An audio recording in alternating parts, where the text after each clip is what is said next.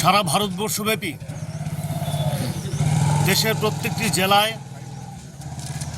বর্তমান এনডিএ সরকারের যে জনবিরোধী নীতি অর্থাৎ MGNREGA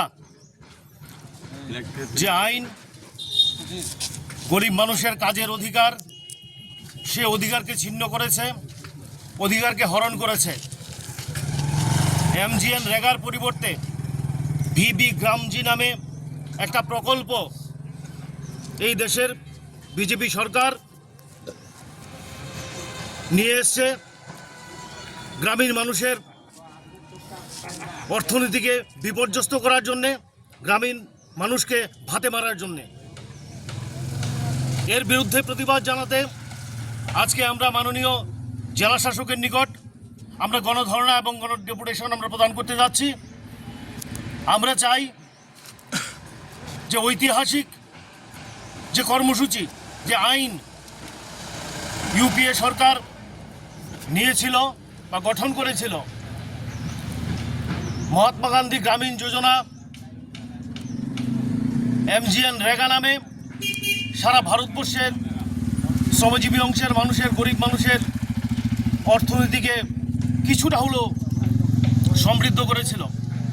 কিন্তু বর্তমান বিজেপি সরকার অর্থাৎ এনডিএ সরকার, বিজেপি নেতৃত্বাধীন, তারা দেশের প্রত্যেকটি জনমুখী প্রকল্পকে, জনমুখী আইনকে পদদলিত করে চলছে, তার নাম পরিবর্তন করছে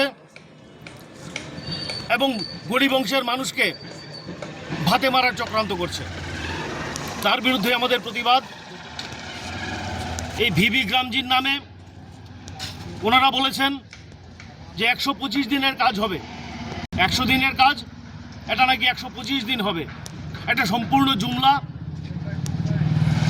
আগে 100% কেন্দ্রীয় অনুদান সত্ত্বেও কোনো ব্লকে 100 দিনের মধ্যে 100 দিনের কাজ হয়নি। অ্যাভারেজ 30 দিন, 70 দিন, 40 দিন হয়েছে। এখন রাজ্য সরকারকে 40% অর্থ বহন করতে হবে, তাহলেই সে কাজ পাবে।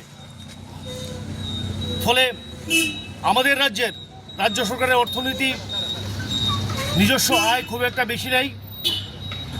আমাদের কেন্দ্রীয় সরকারের অনুদানের উপর নির্ভর করতে হয়।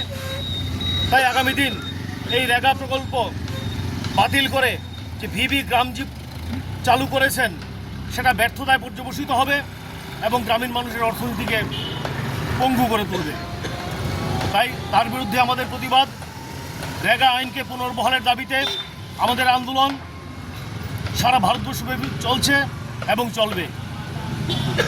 রেগার মজুরি 400 টাকা করতে হবে।